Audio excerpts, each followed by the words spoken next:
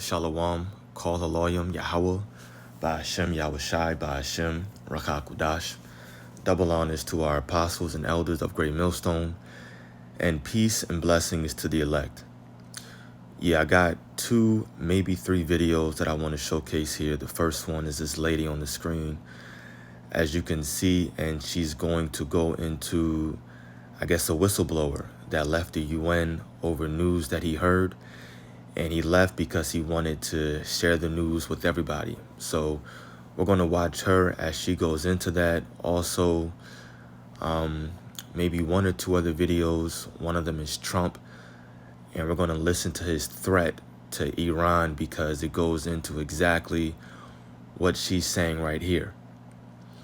We're doing all this because, of course, we know the Bible talks about wars and rumors of wars as being one of the main end time prophecies, or we'll say signs, that we should be looking for to know that Yahushai is about to make his return very, very soon. So, of course, we're just updating you all in terms of things that are happening in the world so that you know that we are truly living in the end days right now. So let's check this video out. We'll look at the other 2 as well, and then we'll grab some precepts. Every single time I have to give you guys breaking news, it gets graver and graver, and this is absolutely no exception. So it's with a heavy heart that I tell you guys, in breaking news, a Lebanese diplomat to the United Nations by the name of Mohammed Safa recently resigned from his position so he could issue a global warning that the United Nations is now preparing for nuclear war. That the threat of nuclear war is imminent because they anticipate, based off of the overwhelming amount of information they receive, that the United States of America intends on dropping a nuclear bomb on Tehran, Iraq. And for those of you who don't understand the magnitude of destruction that would ensue, Tehran has a population of 10 million people. The most densely populated city in the United States of America is New York City, and it houses a population of 8.8 million civilians. The bombs that we've developed since World War II are massive. We are talking massive civilian casualties, which Israel and the United States has basically shown the world is undoubtedly their intention. You also have to understand that right now in the United States of America, the Secretary of War, Pete Hegseth, has been trying to initiate a Christian crusade against Islam since he was a Fox News anchor. He was arrested for screaming Islamophobic slurs. He wrote a book about it. He genuinely wants to start a Christian crusade. We have high-ranking military officials in the United States Army telling soldiers that this is a religious war, it's God will, it's to bring about the end times, and it's to bring about the Messiah. And this is particularly alarming if you're a Christian, because we already believe that the Messiah was brought about. So we know that this is undoubtedly at the hands of Israel's religious agenda. They want to actually end the world because they think it's going to bring about the Messiah. That is the level of lunatic we're currently dealing with, that has their hands on the nuclear war trigger. Some days I don't know how to process the information I'm receiving. Stressed.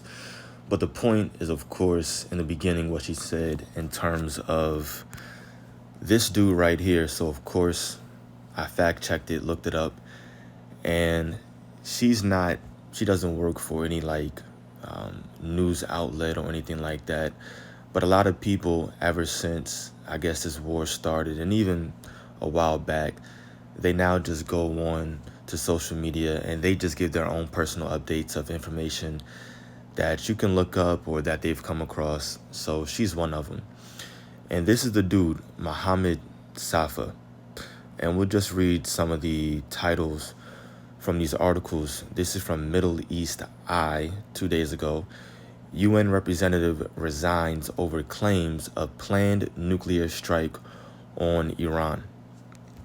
So the Times of India, you're sick to want war, Diplomat accuses UN of preparing nuclear strike on Iran, quits role. So what she said is true. The UN, apparently, based upon this diplomat, Mohammed Safa, who quit, he resigned because of this information and he wanted to get it out to the world. The UN is preparing for a nuclear strike on Iran. And specifically, of course, America is what he said. I guess this is him right here, right? Same dude. On top of that, let's throw that away. Now, listen to what Trump said. Keep in mind this guy's warning. Now let's listen to what Trump said yesterday. I think it was yesterday or a day or two ago. Thanks to the progress we've made, I can say tonight that we are on track to complete all of America's military objectives shortly, very shortly. We're going to hit them extremely hard over the next 2 to 3 weeks. We're going to bring them back to the Stone Ages where they belong. In the meantime, discussions are ongoing. Regime change was not our goal. We never said regime change, but regime change has occurred because of all of their original leaders' death. They're all dead. The new group is less radical and much more reasonable. Yet if during this period of time no deal is made, we have our eyes on key targets. If there is no deal, we are going to hit each and every one of their electric generating plants very hard and probably simultaneously. We have not hit their oil, even though that's the easiest target of all, because it would not give them even a small chance of survival or rebuilding. But we could hit it, and it would be gone, and there's not a thing they could do about it. They have no anti-aircraft equipment. Their radar is 100% annihilated. We are unstoppable as a military force. The nuclear sites that we obliterated with the B-2 bombers have been hit so hard that it would take months to get near the nuclear dust, and we have it under intense satellite surveillance and control. If we see them make a move, even a move for it, we'll hit them with missiles very hard again. We have all the cards, they have none. It's very important.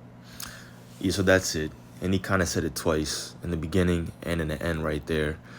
But especially in the beginning, he said over the next 2 weeks specifically, we're going to hit them very hard.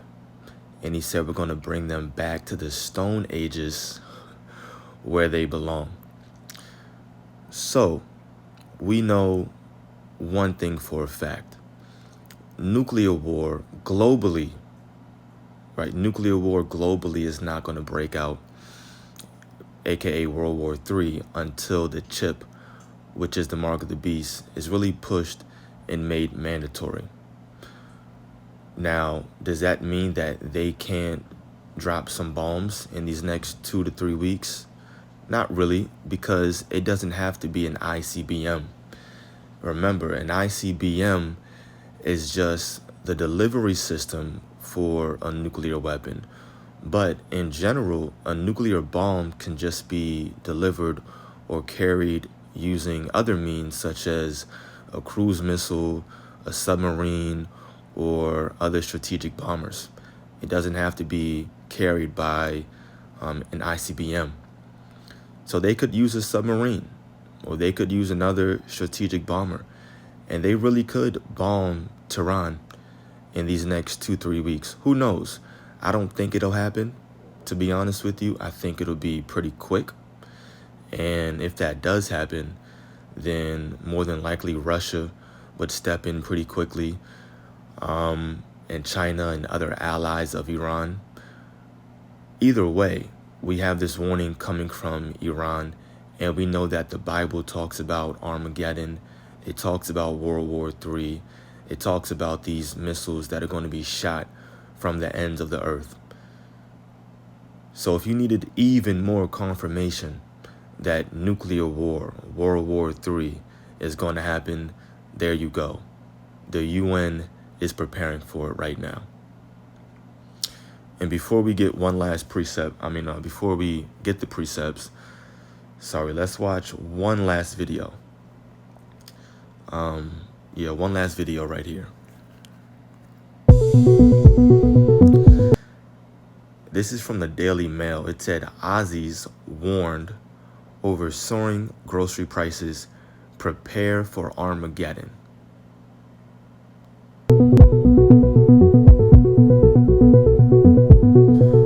Farmers say they're struggling to get fuel onto farms. Just reading the captions in case you're not really watching. As the Iran war batters global supply chains. Grocery shortages and rising prices are expected to hit by mid-April. Dairy products will be among the first to see prices get skyrocket, followed by fresh produce. Items like bread, breakfast cereals, and beer could also shoot up in price. Boom, prepare for Armageddon. The Aussies were warned. So that's it. Those are the 3 videos. Just wanted to watch all those 3 really quickly. First precept, Revelation 16, verse 16. It says, and he gathered them together into a place called in the Hebrew tongue Armageddon. And we know that Armageddon is also World War III. World War III is the second death. Armageddon is over there in what the world will call the Middle East, or what's really known as simply Western Asia. That's where World War III is primarily going to be held, and we know it's going to involve ICBMs, intercontinental ballistic missiles that are shot from all of the various nations that are going to be involved in this world war, World War III. So it's all the same thing, Armageddon, World War III, and the second death. Now, of course, World War III specifically, it is talked about in the scriptures. A few chapters over, Revelation 11 and 14, it says the second woe is past. We're constantly bringing out this precept. The second woe is referring to World War II, and behold, the third woe cometh quickly. The third woe is talking about World War III. And the word woe right here is simply just referring to a great destruction. So World War II has passed, and World War III is coming very quickly. The UN knows it. And once again, could America and Israel drop some kind of a nuclear bomb on Tehran, which has a similar population size to New York City, as that lady was saying? Potentially. I don't think it'll happen because it'll just be a little bit too drastic, in my opinion. But that doesn't mean they couldn't do something on a smaller scale, but still drastic, I'll say. Still pretty bad. Use a simple word like Trump. Still pretty bad in these next 2 to 3 weeks. So we'll see. We'll see what he means when he says we're going to hit them hard in these next 2 to 3 weeks. What exactly they do. I want to grab another precept, though, in the book of 2 Ezra 16. Just going into nuclear warfare and these missiles being shot from afar. 2 Ezra 16, verse 13. For strong is his right hand that bendeth the bow. His arrows, referring to the missiles, that he shooteth are sharp, and shall not miss when they begin to be shot into the ends of the world. So this is a metaphor right here, referring to these nuclear missiles that are going to be shot from different countries, right? And these are those ICBMs. We're not going to see that on a large global scale until that chip, the mark of the beast, is made mandatory. Just pushing that out there again. But this right here is your wars and rumors of wars that you hear about or that Yahweh Shai talked about in the book of Matthew, the 24th chapter. So World War III is definitely here. The chip is right around the corner. Continue to watch and to pray. Continue to ask the Lord to remove any leaven that's inside of you, to remove any dross that may be on you, so that you can be presented as holy and clean and without any kind of what do the scriptures say? Without any blemish, blot. I'm gonna just read that real quick, and then we'll end off. Revelation 14, right?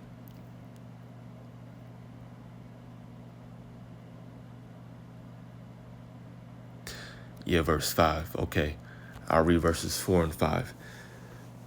These are they which were not defiled with woman. Now this is talking about the 144,000. But this also, it applies to the rest of the elect as well. These are they, it just begins with the 144, which were not defiled with women, for they are virgins. These are they which follow the Lamb whithersoever he goeth. These were redeemed from among men, being the first fruits unto the Most High and unto the Lamb. That's talking about the 144, the men. And in their mouth was found no guile. That's what I was trying to quote. For they are without fault before the throne of God. Only those who are found without guile, without fault, meaning their faith was pure. They believed in Yahweh Ba'ashem Yahushai. They didn't have any kind of doubt, and they held that faith all the way into the end, all the way through Jacob's trouble, through the hour of temptation, striving for the truth unto death. You got to pray that the Lord gives you that kind of a spirit to endure all the way into the end. So Lord willing, this video was edifying to the elect. Call Haloyim, Yahweh Ba'ashem Yahushai, Ba'ashem Rachakudash. Shalom.